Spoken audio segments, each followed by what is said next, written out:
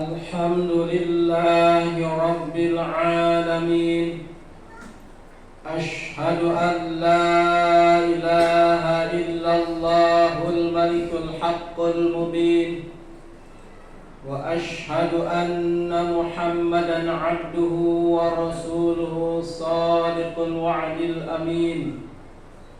اللهم صل وسلم على سيدنا محمد خاتم النبيين وعلى آله وأصحابه وأمته إلى يوم الدين، أما بعد. فيا أيها الحاضرون، اتقوا الله حق تقاته ولا تموتن إلا وأنتم مسلمون.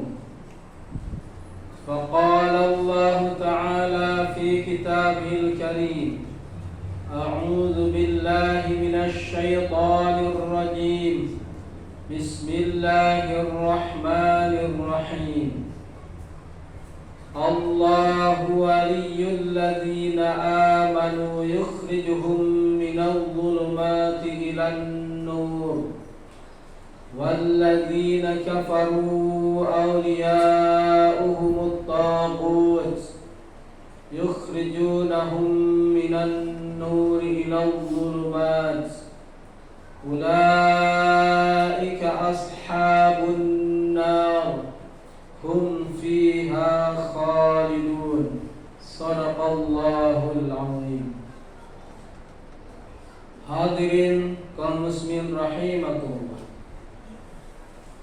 tidak henti-hentinya kita memuji syukur kepada Allah Subhanahu wa taala karena atas limpahan rahmatnya pada saat yang mulia ini kita diperkenankan bersimpuh di hadapannya dalam keadaan berwudu, dalam keadaan suci.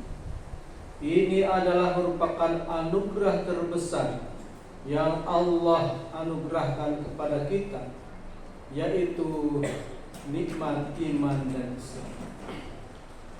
Salawat dan salam senantiasa Allah curahkan pada baginda Rasulullah tercinta, yakni Habibana wa Nabiyyana Muhammad sallallahu alaihi wasallam, ahlinya, sahabatnya dan seluruh umatnya sampai hari kiamat nanti. Amin ya rabbal alamin. Hadirin kaum muslimin rahimakumullah, perkenankanlah khatib pada khutbah kali ini menyampaikan tentang zalim. Allah Subhanahu wa taala berfirman dalam Al-Qur'anul Karim, surah Al-Baqarah ayat 257. A'udzu billahi minasy syaithanir rajim.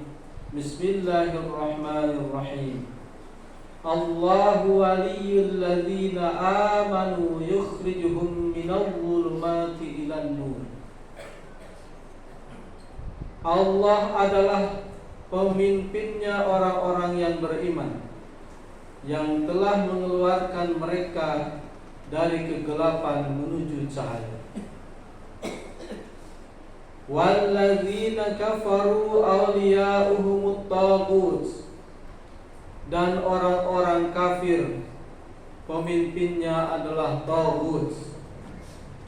Taghut adalah sembahan selain Allah Subhanahu wa taala atau syaitan yang mengendalikan mereka, yang mana syaitan itu mengajak orang-orang kafir, menuntun orang-orang kafir dari cahaya menuju kegelapan. Yukhrijunahum minan nuri ila dhulumat, menuntun mereka, mengeluarkan mereka dari cahaya kepada kegelapan. Ulaika ashabun nar, mereka adalah penghuni neraka. Hum fiha khalidun, dan mereka kekal di dalamnya. Di dalam surat Al-Baqarah ayat 257 ini ada dua kata yang berseberangan, yaitu kata An-Nur yang artinya cahaya dan kata Al-Zulumat yang artinya kegelapan. Allah memimpin orang-orang yang beriman dari kegelapan menuju cahaya, karena hati orang-orang yang beriman disinari dengan cahaya hidayah dan taufik, sehingga orang-orang yang beriman patuh dan taat terhadap segala titah dan perintah Allah Subhanahu wa ta'ala, dikala susah maupun senang, dikala miskin maupun kaya, di dalam keadaan apapun orang-orang yang beriman pasti tunduk dan patuh kepada Allah Subhanahu wa ta'ala, karena di dalam hatinya ada cahaya hidayah yang senantiasa meneranginya, menuntun ke jalan yang diridhai oleh Allah Subhanahu wa ta'ala. Maka Allah menyatakan yukhrijuhum minan nuri ilal dhulumat. Allah telah mengeluarkan mereka dari kegelapan menuju cahaya. Kata al-dhulumat itu adalah jamak dari kata zulmun. Zulmun artinya gelap atau kegelapan. Bisa juga zulmun artinya kezaliman atau kejahatan. Sementara kata al-dhulumat adalah kata jamak dari kata zulm yang artinya kegelapannya banyak sekali. Kenapa Allah menyatakan al-dhulumat bukan al-zulmat? Kegelapannya banyak, tidak mufrad, tidak tunggal. Karena dalam tafsir Ibnu Katsir dinyatakan bahwa al-dhulumat itu bermacam-macam. Ada al-zulmu, al-kufru. Zalim artinya kekufuran. Dari orang yang berada dalam kekufuran atau kekafiran, hatinya gelap, tidak bisa menemukan cahaya hidayah, tidak bisa menemukan siapa Tuhan yang sebenarnya. Maka dia tersesat sesesat-sesatnya dalam kegelapan sehingga tidak menemukan Tuhan. Kemudian al-zulmu yang kedua adalah al-munafik, kemunafikan. Orang yang berpura-pura beriman padahal hatinya tidak beriman disebut munafik. Hatinya dalam kegelapan, tidak bisa menemukan cahaya kebenaran, tidak bisa menemukan hidayah. Kemudian al-zulmu asyirku, zalim atau kegelapan, kemusyrikan. Orang yang mungkin beragama Islam, suka melaksanakan ibadah, tetapi di satu sisi dia melaksanakan kemusyrikan, maka hatinya berada dalam kegelapan. Dia tidak menemukan cahaya hidayah menuju syariat yang dibenarkan oleh Allah Subhanahu wa ta'ala. Kemudian al-zulmu yang keempat adalah al-ma'asi, kemaksiatan. Orang yang melaksanakan kemaksiatan, dia hatinya dalam kegelapan. Walaupun dia bersukacita, bersenang-senang, bergembira dalam kemaksiatannya, hatinya sebenarnya dalam kegelapan, tidak mendapatkan sinar atau cahaya hidayah Allah Subhanahu wa ta'ala. Hadirin rahimakumullah. Kemudian tadi dinyatakan bahwa zulmu artinya adalah kegelapan, bisa juga zulmu artinya kezaliman dalam bahasa Indonesia. Kezaliman adalah kejahatan, dan kejahatan dalam hadis ada 3. Sebagaimana sabda baginda Rasulullah Muhammad SAW dalam hadis yang diterima dari Anas bin Malik, riwayat At-Tayalisi dan Al-Bazzar. Rasulullah SAW bersabda, al-zulmu salasatun. Kezaliman itu ada 3. Fazulmu la yaghfiruhullah. Yang pertama, kezaliman yang tidak dimaafkan oleh Allah. Wa zulmu yaghfiruhu. Yang kedua, kezaliman yang diampuni oleh Allah. Wa zulmu la yatsrukuhu. Dan yang ketiga kezaliman yang tidak akan ditinggalkan oleh Allah. Fa amma zulmu alladhi la yaghfiruhu Allah fasyirku. Adapun dolim yang tidak akan diampuni oleh Allah yaitu kemusyrikan. Musyrik adalah menyekutukan Allah Subhanahu wa ta'ala. Di satu sisi yakin kepada Allah, tapi di sisi yang lain yakin kepada selain Allah. Maka dosa kemusyrikan apabila terbawa meninggal itu tidak akan diampuni oleh Allah Subhanahu wa ta'ala. Tetapi apabila seseorang melaksanakan kemusyrikan dan sempat taubat di dunia, maka Allah Maha Pengampun dan Maha Pemaaf.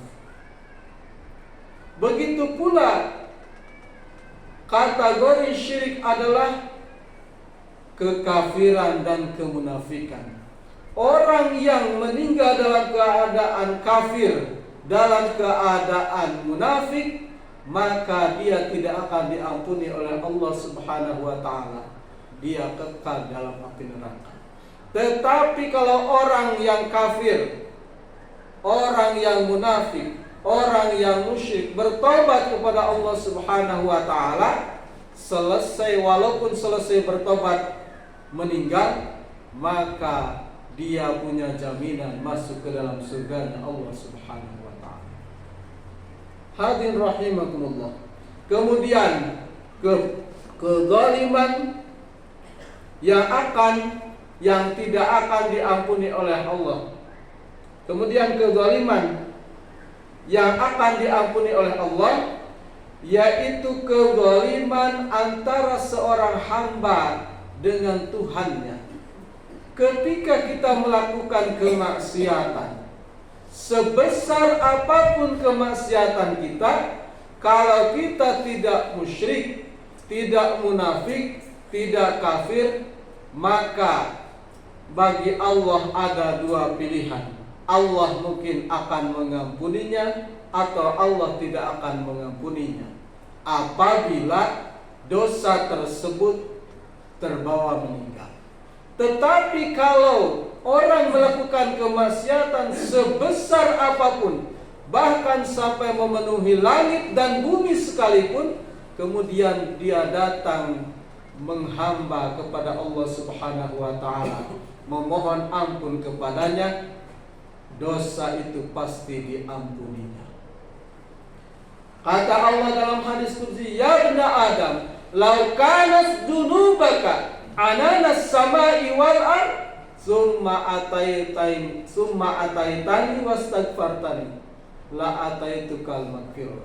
Wahai anak Adam, seandainya dosamu memenuhi langit dan bumi, kemudian kamu datang kepadaku memohon ampunan kepadaku, maka aku akan datang kepadamu membawa ampunan. Mislah zalik, seperti itu pula. Artinya sebesar apapun dosa yang kita lakukan, kalau kita memohon ampun kepadanya, Allah pasti mengampuni. Kemudian yang ketiga, kezaliman yang tidak akan dibiarkan oleh Allah, yaitu kezaliman antara sesama kita.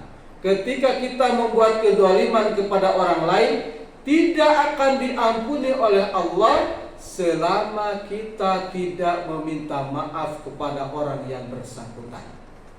Apa bentuk kezaliman dengan sama kita?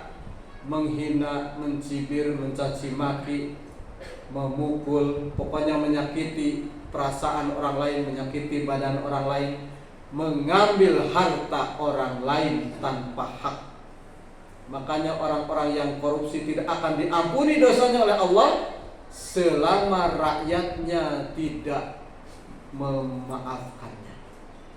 Kemudian dalam masalah harta harus dikembalikan kepada orang yang haknya. Jadi para koruptor harus menyerahkan harta yang dikorupsinya kepada negara, karena harta tersebut bukan haknya tetapi hak bangsa negara ini. Hadirin rahimakumullah. Maka oleh karena itu, mudah-mudahan Allah Subhanahu wa taala senantiasa membimbing kita, menerangi hati kita dengan cahaya hidayah dan taufiknya, sehingga kita terhindar dari berbagai kezaliman tadi, dan mudah-mudahan kita meninggal dalam keadaan husnul khatimah. Amin ya rabbal alamin. Barakallahu li wa lakum bima fihi minal ayati wa dzikril hakim, wa taqabbalallahu minni wa minkum tilawatahu innahu huwas samiul alim.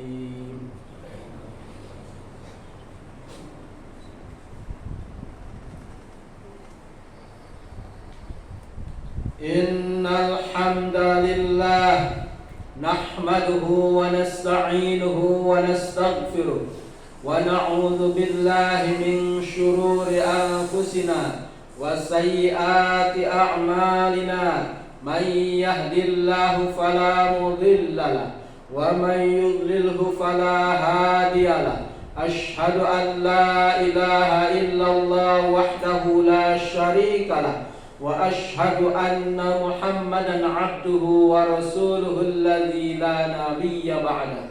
Allahumma salli wa sallim ala rasulillah Muhammad bin Abdillah wa ala alihi wa ashabihi wa man tabi'ahu ila yaumil qiyamah, amma ba'd.